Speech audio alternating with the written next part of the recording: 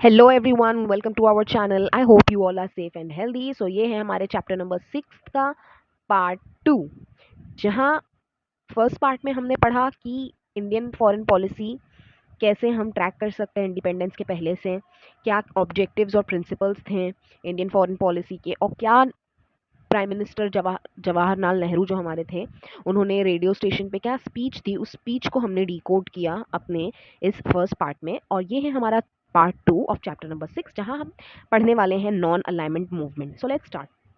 Non alignment movement, जैसे कि पहले मैंने आपको बताया कि जब इंडिया का इंडिपेंडेंस का टाइम करीब आ गया था, जब इंडिया को इंडिपेंडेंस मिली, उस टाइम पे वर्ल्ड वॉर 2 खत्म हुई और जो दुनिया थी वो दो हिस्सों में डिवाइड थी, यूएसए यूएसएसआर। लेकिन एक तीसरा हिस्सा भी बन रहा था जो न्यूली इंडिपेंडेंट स्टेट का था, वो था थर्ड वर्ल्ड हमारा। तो इंडिया जो था वो थर्ड वर्ल्ड का पार्ट था।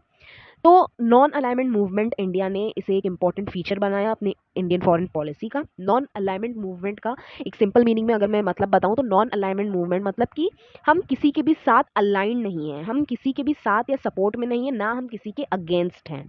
ठीक है, हम कोई भी मेजर जो भी पावर ब्लॉक्स हैं, हम उनके ना साथ हैं ना हम उनके अगेंस्ट हैं। हम इंडिपेंडेंट हैं, हम थर्ड वर्ल्ड का पार्ट हैं, हम आपसे फ्रेंडशिप रखना चाहते हैं, ना हम आपके अगेंस्ट हैं ना हम आपके पावर ब्लॉक में शामिल होना चाहते हैं। तो ये था non alignment movement in simple. Now let's read कि हमारे टेक्स्ट बुक में क्या दिया गया है।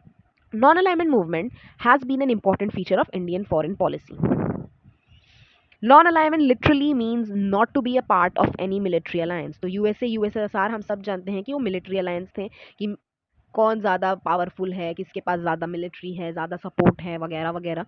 तो ये था मिलिट्री अलायंस। तो नॉन अलाइनमेंट का सिंपल मीनिंग है कि किसी भी मिलिट्री अलायंस का पार्ट नहीं होना।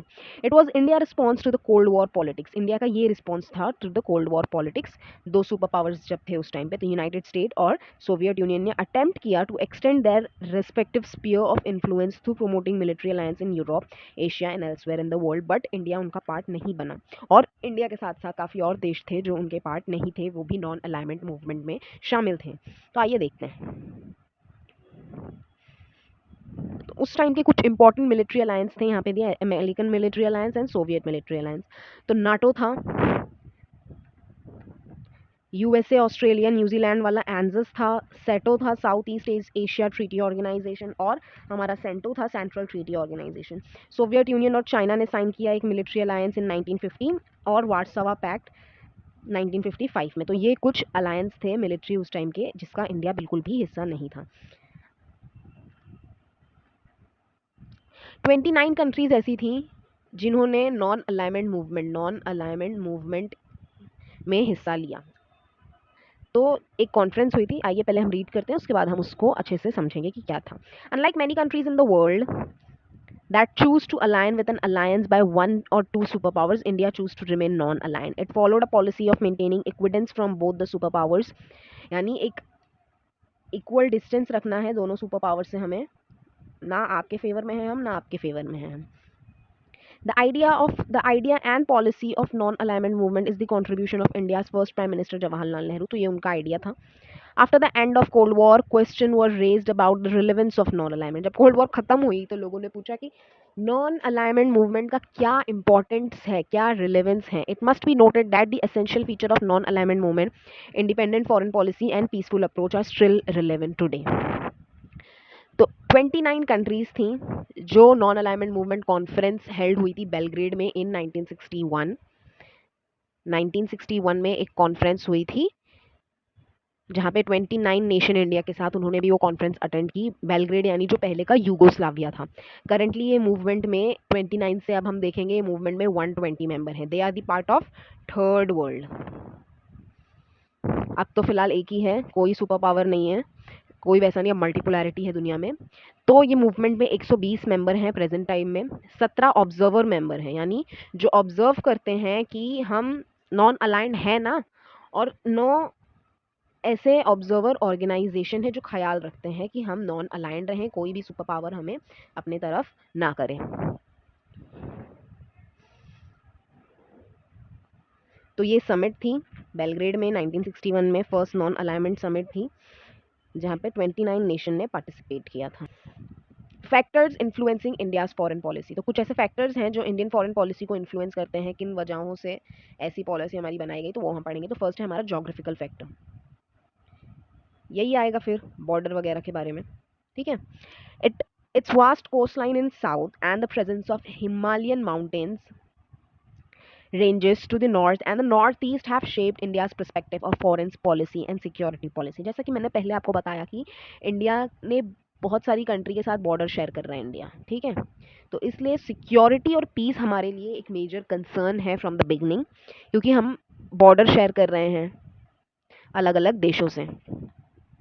तो इससे टेररिज्म का खतरा रहता है, इससे इलीगल इमिग्रेंट्स का खतरा रहता है, वगैरह वगैरह। तो ये जोग्राफिकल फैक्टर जो है वो हमारी इंडियन फॉरेन पॉलिसी को इन्फ्लुएंस करता है कि हम ये ध्यान में रख के फॉरेन पॉलिसी अपनी शेप करें। Similarly the presence of a large country like China across almost the entire north and north eastern border also affect India's foreign policy. The unique geography of south Asia while all the neighboring countries share a border with India, none share a border with each other shapes the foreign policy too। अगर India किसी के साथ border share भी नहीं करता लेकिन फिर भी, तो इसलिए फॉरेन पॉलिसी तब भी बनाई जाती। India holds dominant position in the Indian ocean. जो इंडियन ओशन है वहाँ पे इंडिया इंडिया के नाम से है वो ओशन, तो इसलिए इंडिया एक वहाँ पे मेजर डोमिनेंट पोजीशन होल्ड करता है। It's extensive coast line with Lakshadweep island in the west and Andaman Nicobar in the east. तो इस वजह से इंडियन ओशन में इंडिया एक डोमिनेंट पोजीशन होल्ड करता है, क्योंकि लक्षद्वीप आइलैंड हमारा है, वहाँ काफ़ी पोर्ट्स हैं, अंडमान निकोबार है। तो इन वजहों से इंडियन ओशन में भी हमारी बहुत इंपॉर्टेंस है, और इसलिए हमें अपनी फॉरेन पॉलिसी बहुत जोग्राफिकल फैक्टर्स को लेते हुए शेप करी गई है। नेक्स्ट है students historical factors. It includes impact of India's tradition, cultural values such as peace and coexistence. It also includes the influence of historical cultural ties with the neighboring civilization in West, Central, Southeast Asia and foreign policy.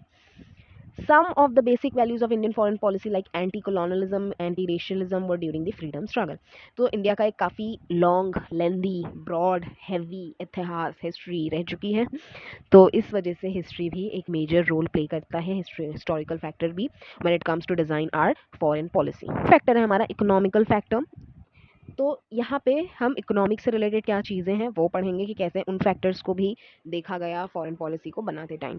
The policy of non alignment movement has a political and economic strategic context.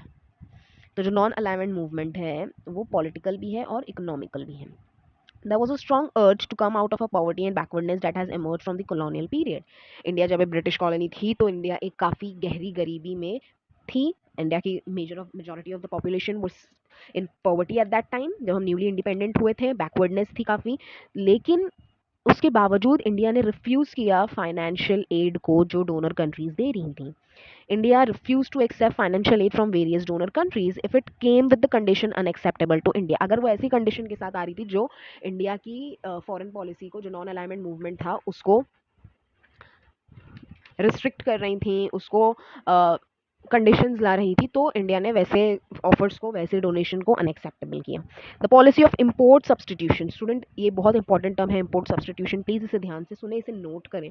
Import substitution यानी कि जो trade होता है, जो economic policy होती है, वो advocate replacement उसकी जगह हम रखते हैं। यानी जो फॉरेन इम्पोर्ट करते हैं हमें अपना मटेरियल, तो उसे हम रिप्लेस करते हैं अपने डोमेस्टिक प्रोडक्शन से। यानी जो फॉरेन गुड्स हैं उन्हें हम रिप्लेस कर रहे हैं डोमेस्टिक गुड्स से। तो ये है इम्पोर्ट सब्सटीट्यूशन, यानी इम्पोर्ट का एक सब्सटीट्यूशन क्रिएट करना। इंडिया के प्रेमाइसिस में अटेम्प्ट करें ज़्यादा से ज़्यादा फॉरेन डिपेंडेंसी ख़त्म करने के लिए इम्पोर्ट सब्सटीट्यूशन लाया गया, ताकि लोकल प्रोडक्शन इंक्रीज़ हो। ठीक है, लोकल प्रोडक्शन इंक्रीज़ हो और हमारे लोगों को एम्प्लॉयमेंट मिले, हमारे लोग इंडिया की चीज़ें खरीदें, क्योंकि इंडिया में जो लोकल प्रोडक्शन है वो कम कॉस्ट में कंज्यूमर खरीद सकता है। अगर वो बाहर से आ रही है हमें थोड़ा हाई कॉस्ट पे करना पड़ता है।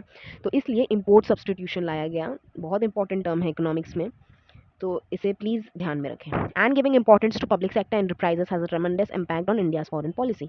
Many fundamental changes have occurred in foreign policy in of India after adopting the policy of liberalisation, privatisation, globalisation in 1991।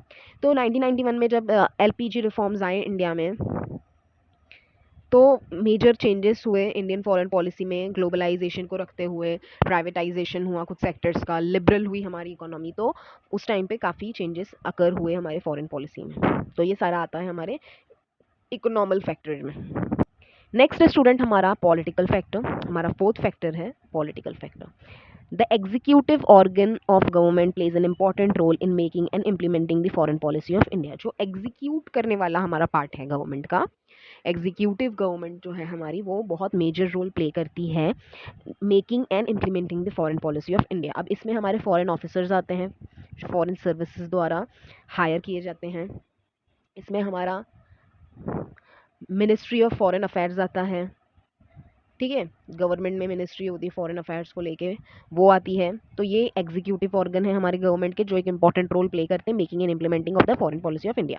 Parliament plays the important role of watchdog. Now what do you mean by watchdog? Watchdog यानी monitor, class का monitor होता है जो नज़र रखता है teacher के गैर हाजिरी में, तो वो है हमारा पार्लियामेंट।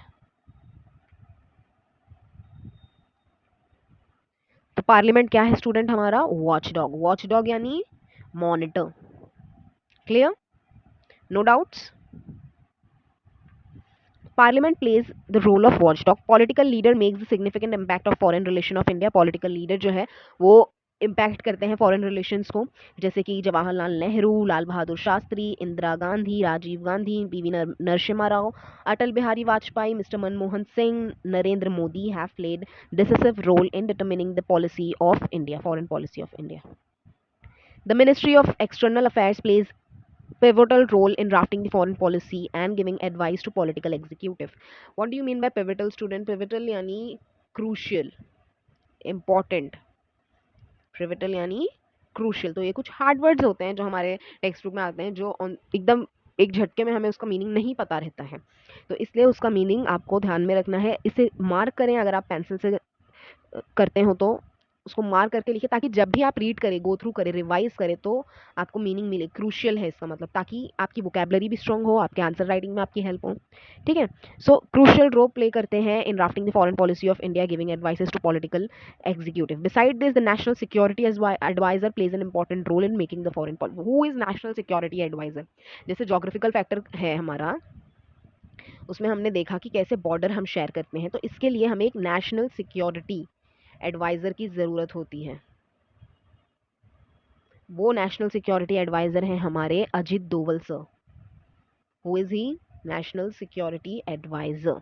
डिफेंस प्लानिंग कमेटी में भी रहते हैं ये, और ये नेशनल सिक्योरिटी एडवाइज़र भी रहते हैं, जो जोग्राफिकल फैक्टर्स और पॉलिटिकल फैक्टर्स को देख दाख के हमारे लीडर्स को एडवाइस करते हैं. ठीक है, I hope student this much is clear to you all. हमारा नेक्स्ट पॉइंट है इंटरनेशनल सिस्टम, कि कैसे इंटरनेशनल सिस्टम को भी हमें इंक्लूड करना पड़ता है as a factor when we are drafting our foreign policy और we are making some changes into it. So ये हमारा next factor international system. During the cold war the bipolar system and super power politics has impacted the foreign policy of India. Bipolar world था, यानी दो हिस्सों वाला दुनिया, USA USSR. So similarly, there were major changes in Indian foreign policy when the Cold War ended. Besides the international system, the regional system has also made deep impact on India's foreign policy. Regional system ये तो बाहर के European countries में थे, European continent में था, लेकिन जो हमारा रीजन था, हमारा एशिया था, वहाँ पे भी काफ़ी चेंजेस हुए जब ये बायपोलैरिटी हुई, तो उससे भी हमारा फॉरेन पॉलिसी में काफ़ी इम्पैक्ट रहा है. Thus Indo US dialogue in the post Cold War era, China-Pakistan dialogue since 1960s and improved Russia-China relations since the line I have influenced foreign policy. तो इंडो यूएस डायलॉग ये हम आगे पढ़ेंगे student, यहाँ पे इतने डिटेल्स में नहीं है, आगे वो डिटेल में है, मुझे वही चीज़ आपको एक्सप्लेन करना है, तो वो हम पढ़ेंगे मेजर पावर्स में यहाँ पे, जहाँ पे हम 3 कंट्रीज अभी पढ़ेंगे, in USA, Russia and China. तो आगे मैं आपको उसको अच्छे से एक्सप्लेन करती हूँ. So this thing is pending. Okay, India's relation with the world. Foreign policy is the instrument of a country to establish, maintain and develop relation with the rest of the world. Foreign policy एक ही हमारे पास जो है शुरुआत का तरीका है कि हम बाहर के कंट्री के साथ अपना रिलेशन मेंटेन रखें, हम उनके फेवर में कुछ पॉलिसीज डिज़ाइन करें, उनसे फ्रेंडशिप रखने के लिए हम कुछ उनको दिखाएं कि देखो ये हमने आपके लिए किया, इससे आपको ये फ़ायदा होगा, इससे हमको ये फ़ायदा. तो फॉरेन पॉलिसी एक रिलेशन स्टैब्लिश करने के लिए शुरुआत रहता है. Since independence, India has established relation with nearly all the countries in the world. जब से इंडिपेंडेंस हुआ इंडिया का, इंडिया ने हर कंट्री के साथ रिलेशन स्टैब्लिश किया है और कोशिश जारी है. It is not necessary not possible to have equally good और close relation with all countries. Obviously this is true. हम एक क्लास में हैं, ठीक है, क्लास में 50 स्टूडेंट्स हैं, हम 50 स्टूडेंट्स को जानते हैं, हम रोज़ मिलते हैं, हम रोज़ उन्हें स्माइल करते हैं, गुड मॉर्निंग करते हैं, गुड बाय करते हैं, लेकिन हमारे जो आसपास होते हैं, जो हमारे 5 बोल लो, 10 बोल लो, 15 बोल लो, वही हमारे खास दोस्त होते हैं, उनसे हमारा कांटेक्ट रहता है, उनसे हमारे डिस्कशंस रहते हैं, ठीक है, प्लानिंग होती है उनके साथ, तो वो कुछ खास दोस्त होते हैं। वैसे ही इंडिया में 196 कंट्री है, 195 196 कुछ कंट्रीज हैं, उनमें से हमारे सबके साथ रिलेशन है, लेकिन कुछ के साथ खास हैं, कुछ के साथ नॉर्मल हैं, कैजुअल हैं, फॉर्मल हैं, ऐसे रिलेशंस भी रहते हैं, जैसे हमारी दोस्ती होती है नॉर्मल वैसी। With some countries, the relations are closer, better than with others, some others. Usually, relation with neighboring countries are important for the foreign policy of every country. Relation with major world politics are also important. तो ये कुछ चीज़ें हैं। अब आगे जो section आ रहा है स्टूडेंट मेजर पावर्स में, वहाँ हम पढ़ेंगे यूनाइटेड स्टेट, फिर हम रशिया पढ़ेंगे, चाइना पढ़ेंगे, फिर हम नेबरिंग कंट्रीज पे आएंगे, ठीक है। तो ये जो सेक्शन है वो हम नेक्स्ट पार्ट में कवर करेंगे, मेजर पावर्स वाला। तो यहाँ तक आई होप आपको सारे फैक्टर समझ में आए हों कि क्या क्या फैक्टर से हमारी फॉरेन पॉलिसी इन्फ्लुएंस होती है, एंड आप इसे रिवाइज करें। नेक्स्ट जो हम पढ़ने वाले हैं मेजर पावर्स नेबरिंग कंट्रीज वाला, वो आप रीड करें ताकि नेक्स्ट एक्सप्लेनेशन में it will be helpful for you to understand more easily. So I hope student this much is clear to you all. Stay tuned for the next part, which is going to be a part third of chapter number 6. See you soon.